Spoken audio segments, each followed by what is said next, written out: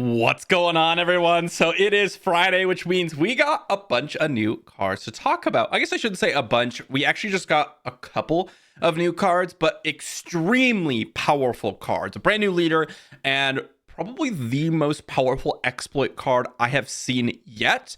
But we'll have to talk about that in just a moment. Big thank you to my patrons over on Patreon. And if you guys want to pick up any cards, be sure to use my TCG player link in the description down below. But let's get started with, as I said, the most powerful exploit card that at least I've seen. This is Count Dooku. 8 cost ground unit in aggression villainy. He's a 6/6 force Separatist Sith. He has exploit 2 and overwhelm. And this is where it gets a little bit interesting because an 8 resource 6/6 with overwhelm, not super crazy, but when played, for each unit you exploited while playing this card, you may deal damage to an enemy unit equal to the power of the exploited unit.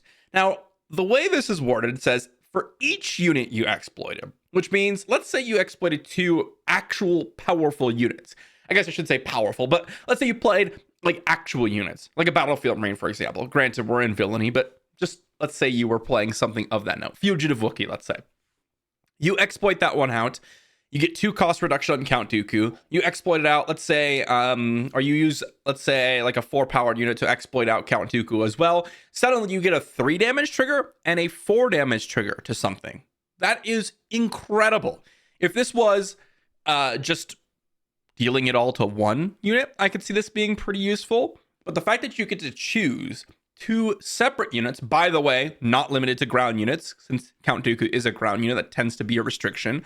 This one can hit any unit, anywhere, and multiple units potentially with multiple exploits should you choose to do so. Now remember, you still need 4 resources to play this. But let's say you go turn 1, I don't know, play droid deployment. Turn 2, you play a real unit. And then turn 3, you decide to exploit Count Dooku, sacrificing the real unit and one of your droid tokens. Well, you get a 1 damage trigger and let's say like a 3 or 4 power damage trigger. That's huge on turn 3. Remember, let's say they play like Sabine Wren, for example. That just one-shots Sabine when you play Count Dooku. That's really, really strong. Not to mention that he also has the Force tag, he also has the Sith tag, and he also has the Separatist tag, which seems to all fit really nicely within the exploit deck, Separatist and Sith, but also the Force tag being an aggression that tends to be the archetype or the aspect that tends to want Force traits. This looks like a really powerful exploit payoff. This looks like to be the most powerful exploit payoff that we've seen so far. One of the big problems with a lot of the other exploit payoffs is that it just kind of comes in, you've used up all these resources. Let's say you didn't have the ideal, battle droid tokens to sacrifice. You had to sacrifice a real unit. If they deal with that big unit, you are suddenly out of luck, okay? But this gives you value when it comes into play for those exploited cards, and it's left you with a 6/6 for 4 resources. That is extremely, extremely powerful.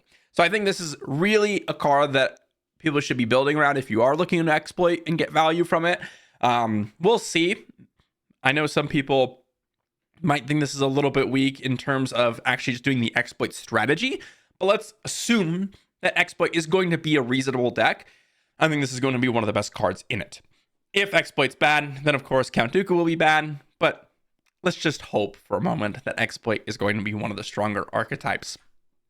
Next up, we get another exploit card in Aussie Sobek, a ground unit for 6 resources in command.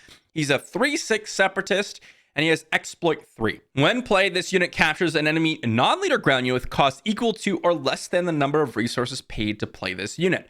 So a little bit of an interesting direction. We haven't really seen too much of this, where this is a card that gets increasingly less valuable the more you exploit it in terms of its when played ability, which I think is not a good situation for exploit payoffs. Let's say you were to do it for exploit 3, the full amount. Guess what? You get to capture a token. So let's say the battle droid token or a clone trooper token, you capture the token and it's gone forever because it's a token, right? Okay, not terrible, but it's not great because you had to sacrifice 3 units in order to do that. It was free, so that is something, but I'm not extremely impressed with that. Let's say you were to exploit 1 or 2 units. So it costs 2 resources and you sacrifice 2 other units. Okay, you get to capture something with 2 or less cost. Okay, so like Battlefield Marine or a token. Not exactly that powerful. And again, if you kill this guy, you're going to get that unit back on the enemy side of the battlefield. Let's say you exploit 1. You get a 4 resource 3/6 that captures a 4 resource play. That is where I think the sweet spot for this card is. 4 resource 3/6 is pretty tough to actually kill. And let's say you're on turn 3, your opponent goes turn 1 play, turn 2 play, turn 3 play. Well, suddenly their turn 1 and turn 2 plays probably are either trading off or not enough value to actually deal with Sobek. And then their 4 drop will actually be able to be captured by this guy. So you actually get a couple of turns, ideally, where this guy is uninteractable because their board isn't developed enough.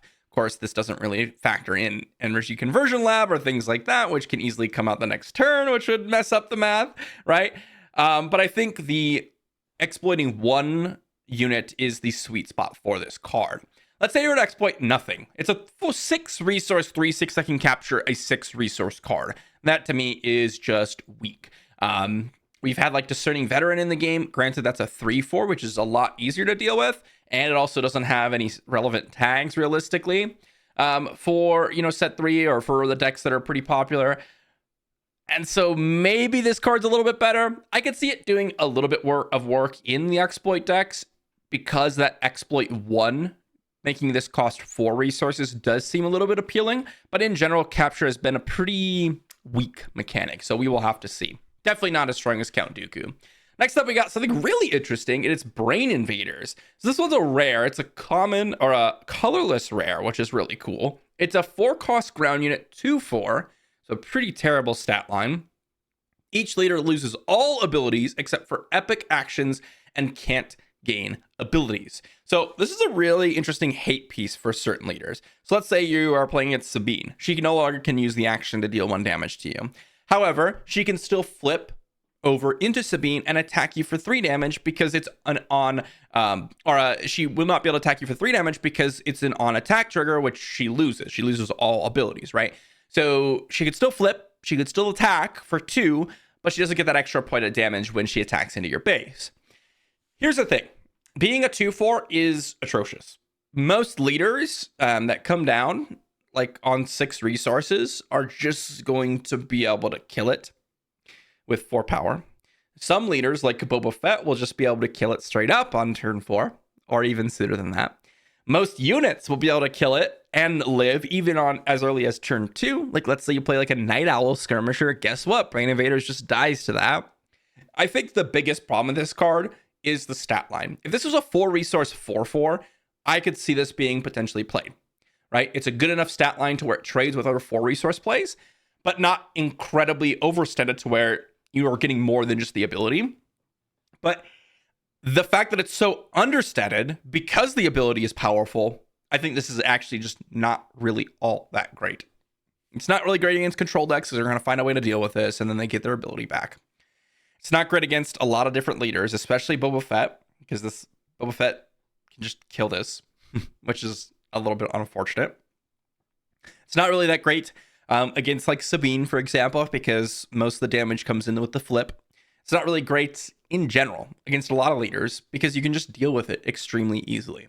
So again, if this was a 4/4, I would be a lot more excited for it, but it is not. However, I did not expect to see a card from one of the best arcs in Star Wars: The Clone Wars. Or I guess you could say like a side arc with the Geonosian battle arc. I love this card. I think the art is sweet. And I'm hoping to see some play out of this card. I just don't really see the stat line doing it any favors. Next up, we've got ourselves the last card we're going to talk about, and that is a brand new leader. Now, this is extremely interesting card. Okay? So we have Pre Vizsla, new leader, aggression villainy.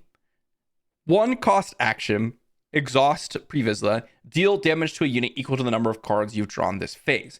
Now, it does have the reminder text, but for those of you that are not necessarily familiar with the phases of Star Wars Unlimited, during the regroup phase, that is the phase in which you go ahead and draw, ready some resources. You put a resource down, then you ready up your resources. Then you go into the action phase, which is when you could actually use this ability. So they're actually two separate phases. It says this doesn't include cards drawn in the regroup phase, but it wouldn't anyways, because like it's a separate phase entirely. It's talking about this phase. So you have to be within the action phase and draw cards during that action phase to have gotten the damage on this action. But one cost, deal damage equals a unit equal to the number of cards you've drawn in this phase can really be abused. Take, for example, Death Mark, one of the bounties that we got from set 2. You play that early on a unit, and then maybe you go ahead and, I don't know, trade off with a unit, or you deal with it with some other sort of controlling card. You kill it, and suddenly you draw a couple cards, and then you can use one resource to deal 2 to someone. That's pretty strong. Okay, so this front side action is really interesting to me, and the way we'll go about drawing cards versus controlling versus using this action can definitely change based on what cards you're playing, and maybe there will see more set 3 options for this, but this does seem like a powerful ability that you could use to deal some major damage. But honestly, the thing I'm more excited about is this flip side. So 5 cost to flip, 4/6 Mandalorian Trooper. While you have 3 or more cards in your hand, this unit gains Saboteur. 3 or more cards in your hand is pretty relevant, or pretty regular, not out of the ordinary to see 3 or more cards in your hand. So this can be reliably a 4/6 Saboteur. While you have 6 or more cards in your hand, however, this unit gets +2 +0. So this is a potential 5 flip 6/6. That is crazy. Now, how likely is it to get 6 cards in your hand? Well, it's not insanely unlikely. Again, if you were playing like that Bosk Blue, like let's say you're playing Bosk Blue, like that deck, except instead of Bosk, you're playing Pre-Vizsla. Okay, you play your Death Marks early on in the game. You maybe play a Death Mark. You're up there. You're down to 3 cards. You draw 4, or draw another card on the a couple cards on the next turn. You're up to 4. You use a card to kill their card with Death Mark. You're up to 5 cards. You go ahead and maybe pass the turn. You're up to 6 cards. You play a card. You're down to 5. You're up to 6 cards the following turn, assuming you're resourcing. Even if you just go with 1 Death Mark, flipping Pre-Vizsla would be a 6/6. So it's actually not that unlikely.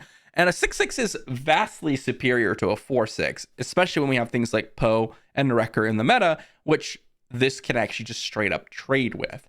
So that's what appeals to me. The fact that you could pay 1 to deal some extra damage to something based on the amount of cards you've drawn doesn't actually look like ridiculous. If it did include the 2 cards drawn at the beginning of the turn, or beginning of the round, then it would be absurd, like absolutely absurd, right? Because 1 resource deal 2 to something is crazy, but it's not. And so I don't really think that there's going to be an insane amount of use out of the front side ability. I think every once in a while you'll get like this random trigger where you're like, oh, I can deal a couple damage to something, or I drew some cards or whatever. But we don't have that many great draw X cards or draw cards events or units or anything like that, right? If you look at a lot of the cards that we play very frequently, like I'm thinking like Reinforcement Walker, those are 8 resources, or like Queel, for example. Queel is what? I think it's put the card from your discard pile to your hand. Yeah. So this one's return it to your hand. This wouldn't count because you're not actually drawing a card. So a lot of these random, not that you would play Queel in Pre-Vizsla anyways, but we got a lot of these cards that just randomly give you cards, but they don't actually draw you cards, if that makes sense. And then the cards that do draw cards are kind of expensive. Like if I think of Mission Briefing, which is a card that was from set 1, where you get to draw 2 cards for 3 resources. Like that's a pretty poor rate, right? 4 resources, draw 2 cards, deal 2 damage or something. I don't know if I would play that card. It might be good enough, but I don't know if I would generally play that card.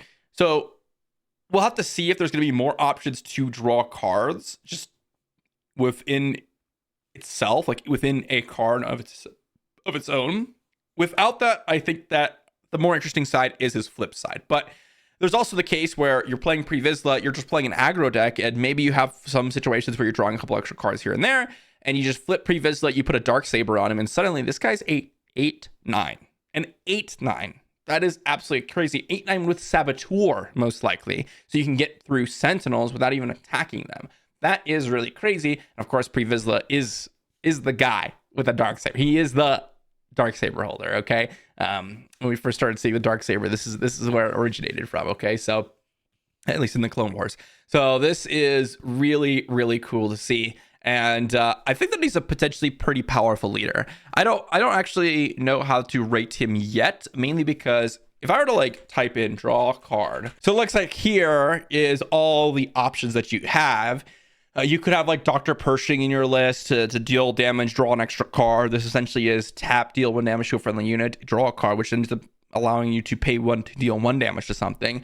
Anakin's a heroic unit. Hilo Bond Enforcer is opponent draws a card. Clone Deserters, opponent draws a card. Guav units, opponent draws a card. You could use Jango Fett with it and try to attack and defeat units, draw cards. Cripple Authority's Heroism. Bo-Katan, that's a little bit niche. Bounty again. Zori's a Heroism card. No Bargain, I guess you could make yourself draw a card.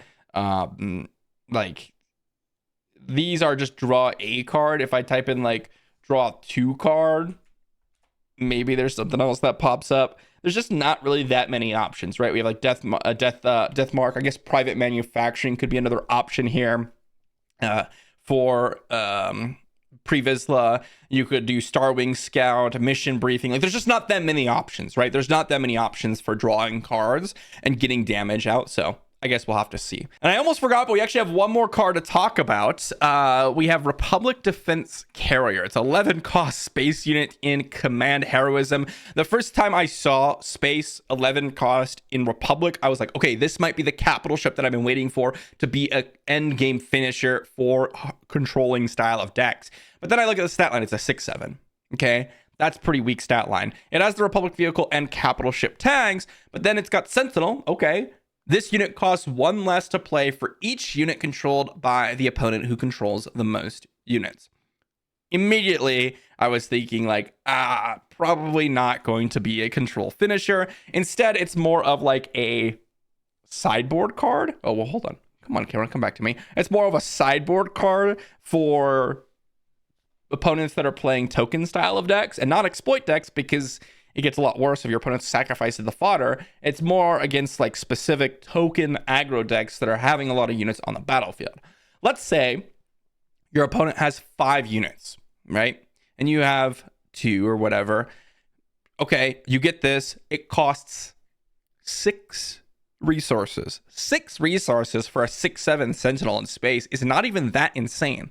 Like, yes, it's good. It's above rate because it does have Sentinel, but that's not even good enough to like really seal the deal on a game, right? That's not like, oh, I got it to work, I'm in the lead, you know, I'm probably gonna win this game. It actually is the opposite potentially, because if your opponent controls like 5 units and you control, I don't know, 2, 3, even like 4, your opponent controls 5 units. How are you gonna get 4 units down? Most likely, if you're in a deck that gets 4 units down and you haven't been training or whatever, there's a good chance that you're probably in a situation, there's going to be a lot of situations where this card is unplayable because you're going to have more units than your opponent. So you have to be in the right matchup, and you have to be in a deck that doesn't fall too far behind, because if your opponent has a bunch of units on the battlefield, there's a good chance that you're super far behind. And yes, you get the discount on it, but it's in space, and most of the units are going to be in the ground because the tokens are ground units. So there's like a lot of different things with this card that I'm like, man, if this was like a Sentinel for all arenas, like all units had to attack this, I would be a lot more interested in this, because then you actually could put up a brick wall for your opponent, and still they could have Fell the Dragons, they could have Rivals Fall, they could have all these different things to deal with it. Heck, they could have a Poe Dameron, they could have a Wrecker if they could attack all right, if all arenas could attack it, right? But the fact that it's just space means that your opponent has to be playing a space deck for this to even give you an option to catch up. And chances that your opponent has 5 units on the battlefield is extremely rare regardless. This is a very, very much dream scenario, and it's not even that much of a dream, but chances are this is going to cost like 8 or 9 cost. There's a good chance that your opponent will have 2 or 3 units, and they'll have more units than you, but 8 or 9 for this thing is completely unplayable. Like, there's just better capital ships out there in Heroism to play without this kind of like restriction. So to me, this is like maybe a sideboard card. But outside of that, I don't really see this card being all that great. But let me know what you think, guys. What do you think about Pre-Vizsla? What do you think about the brand new Count Dooku? What do you think about Aussie Sobek? Are these exploit cards worth playing? Are you going to be diving into Pre-Vizsla and trying to go ahead and put a Dark Saber on him? Are you going to be playing Brain Invaders just because you're done with the Boba running up resources turn? What do you think? I think Count Dooku is the absolute best card here that we've talked about. I am really excited for this card, and this is what makes me want to play an exploit deck. I've been waiting for a card that seems to be like just like everything that I really want with exploits, and this to me seems like the card for it. Yes, there's like Gore. Yes, there's other cards that are good with exploit. This just seems like the best. Immediate payoff when he comes in. He is cheap enough to play kind of during the mid-game portion. He is a decent stat line, has relevant tags, and doesn't even necessarily need to be exploited out to be amazing in terms of like exploit 2 units. You can always just exploit 1 and make it cost 6, and that could be good enough potentially. So I'm excited for Count Dooku. Let me know what you think in the comments section down below. Thanks for watching, and I'll see you all for the next one.